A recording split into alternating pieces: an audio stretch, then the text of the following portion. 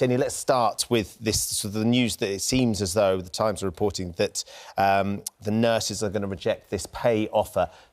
Real hope that actually we were going to get some breakthrough with the nurses, particularly in light of the junior doctors being on strike, those figures that came out saying that excess deaths have tripled since their first strike back in March, and the idea of getting the sort of NHS sort of back to working full throttle was the expectation and the hope, certainly, but that seems that might not be the case. Yes, apparently we were going to find out, as you said, at 9 o'clock with the Royal College of Nurses. Their members have been voting and they're expected to reject this deal. And this is a big deal for the government because the government had hoped if you could get the nurses on side, then all else will follow. It will be like the dominoes will fall because there's a lot of public sympathy for the nurses. Of course, other members of the NHS as well, the paramedics. And only yesterday, Jeremy Hunt was talking about the junior doctors. The junior doctors are calling for a 35% pay rise. The nurses are balloting on this 5% pay rise. And he was kind of keen to use the nurses as an example of, this is reasonable, and so the junior doctors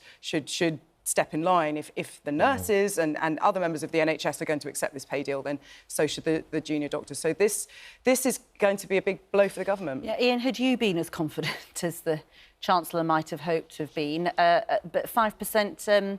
I mean, the fact that it went to a ballot at all, I suppose, is the hope, isn't it? That it was put to the members and therefore they can have their say, rather than saying, the union leader saying, no, we're not even going to... you saw that with Mick Lynch, refused to put some offers to the members, which was criticised. And Pat Cullen, the leader of the RCA, has been seen as quite a radical in this. So the fact, as you say, that it was even put to the nurses was quite interesting. I know on the headlines you said that the result is expected to be narrow. I don't know how the Times would know that. Yeah. But if the result is very narrow, I don't see the government shifting. So this could, again, go on for months and months and months. So it would need to be more significant for the government to say, actually, that's not close enough for them to but in the end, there will have to be some sort of new offer, because if they have rejected it, I mean, they're not going to sort of then suddenly accept it after a few weeks. So I don't quite know how the government gets itself out of this one without making some sort of new offer, but I don't think it's going to be particularly imminent. No, and often with these things, as we found with the rail workers' strikes, is that often governments wait for public sympathy to wane, because then that will put pressure on those who are striking and so on, because often it is about public sympathy.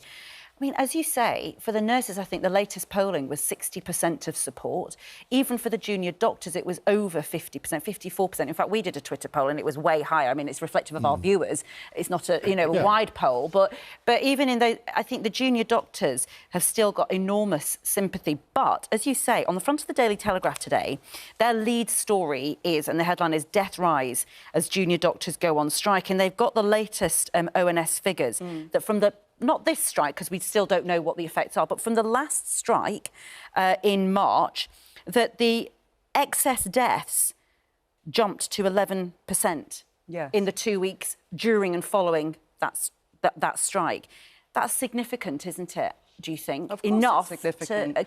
Well, of course it's significant. These strikes are designed to be disruptive. The ones that are going on this week means death. Well, unfortunately, if you're a doctor, then ultimately that may happen. And the thing about the junior doctors is, I think they have a tougher battle to keep the public on side because they're asking for so much more, and also because the government has really come out with some very strong language. The BMA, their junior doctor part of the union is being described as militant all the time. If you read any of the coverage in the right-wing papers, there's always the militant junior doctors, which nobody's calling the nurses militant. And, things like this, we were talking about this earlier, actually, that there haven't been many horror stories this week of people who have really been suffering, but they are going to come out. And the longer these strikes go on, the more patients are going to be put at risk.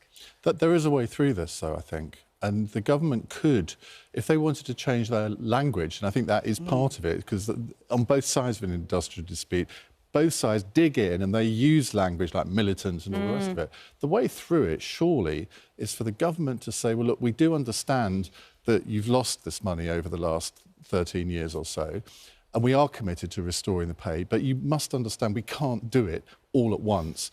But we commit over the next 3, 4, 5 years to restoring your pay to what it was back in 2010. Now, I think if they came up with some sort of concrete offer like that and started maybe using more emollient language, that has to be the way through this. But they're really bad at using emollient well, they language. are. This government. Well, you're absolutely right. But look, I've been involved in industrial disputes and where you sort of make the arguments from one side and you always initially go over the top in the language that you're using because you're trying to get the public on side. But it's quite difficult for a government to make junior doctors public enemy number one. I don't think I've ever emollied anything in my life. I've learned a new word. You are the very picture of emollied.